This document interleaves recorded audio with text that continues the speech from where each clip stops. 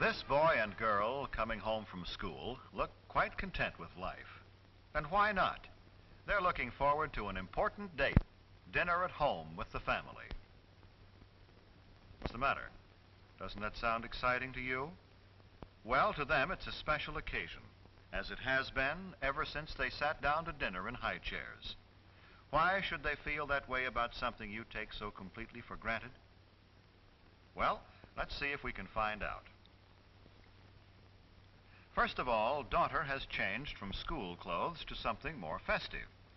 Dressing a little makes her feel, and consequently look, more charming. Even the table takes on a special air. Mother, too, changes from her daytime clothes. The women of this family seem to feel that they owe it to the men of the family to look relaxed, rested, and attractive at dinner time. Brother is spending an hour before dinner catching up on his homework. He has plans this evening. Perhaps that explains the telephone call.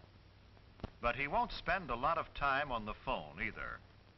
When there are several members of the family to be considered, it is not a good idea for one member to monopolize the phone. And it is never good to allow telephone conversations to interfere with studies.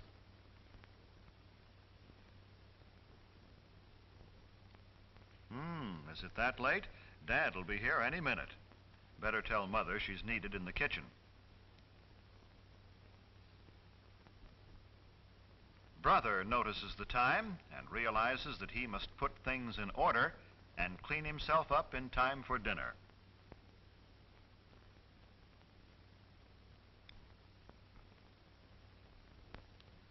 Hello there.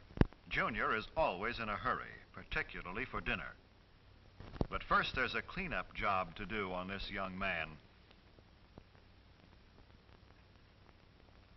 Brother takes it upon himself to help share Junior's responsibility for keeping their room in good order and keeping Junior in good order, too. Punctuality is stressed in this household. By that I mean hair is combed and faces and hands scrubbed before the boys come to the table so they won't delay the meal.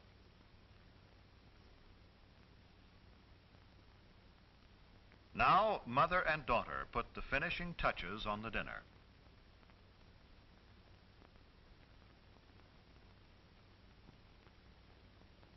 Father, too, looks forward to this date with the family.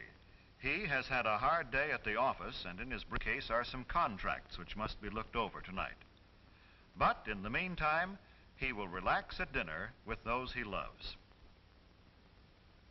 A simple centerpiece made from some flowers which grow in the backyard is another of daughter's contributions to the dinner. But it takes up a little too much room, so she moves it to the sideboard.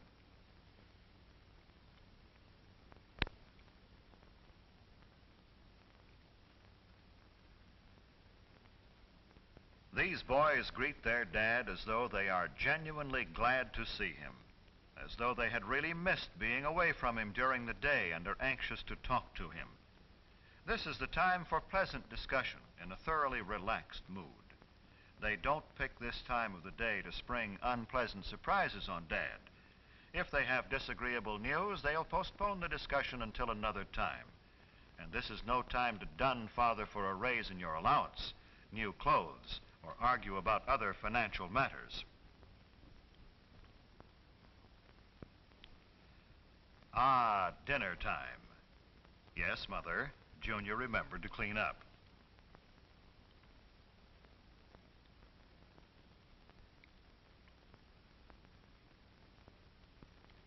Brother seats Junior. Then helps Mother to her chair as he would his best girl.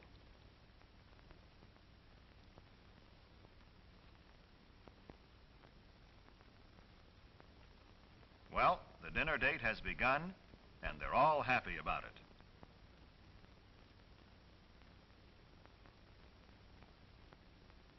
Many families throughout the country observe the custom of saying grace at mealtime.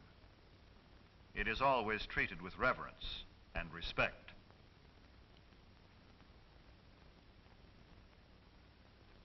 Napkins on the lap The family awaits service. They converse pleasantly while Dad serves. I said pleasantly, for that is the keynote at dinner time. It is not only good manners, but good sense. Pleasant, unemotional conversation helps digestion. Father serves mother first, then daughter, then the boys. Don't worry, fellas, you won't get left.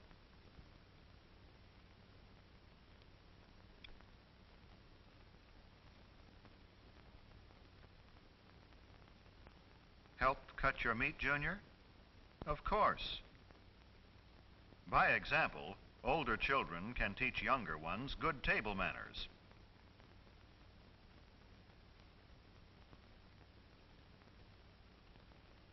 No one starts eating until Father has served himself. Always wait for the hostess, in this case Mother, to begin eating before you start. Let Father and Mother guide the conversational trend if they desire. After all, they made all this possible and may want to talk over their day with each other. Tell Mother how good the food is. Maybe Sis rates a compliment too. It makes them want to continue pleasing you. Well, all this is good general advice, but there are some specific don'ts. Maybe the family will demonstrate for us. Don't monopolize the conversation and go on and on without stopping. Nothing destroys the charm of a meal more quickly. To say that the rest of the group is bored would be a gross understatement.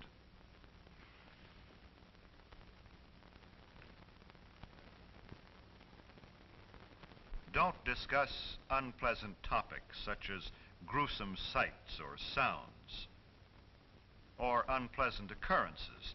This is a time of pleasure, of charm and relaxation, remember?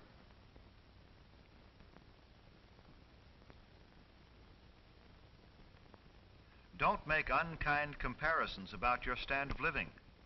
The dinner table is no place for discontent. It makes Dad and Mother uncomfortable and unhappy.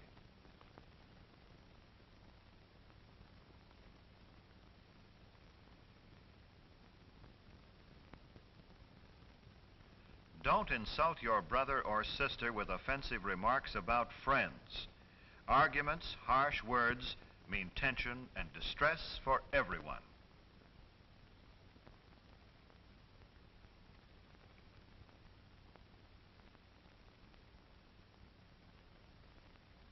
Do remember simply this. Treat the other members of your family with the same respect and cordiality you would show your most treasured friend outside the family circle. This does not mean you should be stiff or formal. With your own family, you can relax. Be yourself. Just be sure it's your best self. This is better. Now things are on an even keel again. Now we're ready for dessert. Most families don't have maids, so Mother needs help with the serving from the kitchen. Son says Mother has done enough. Watch him play butler. The removal of dishes from the main course and the serving of dessert set the stage for the conclusion of a thoroughly pleasant meal.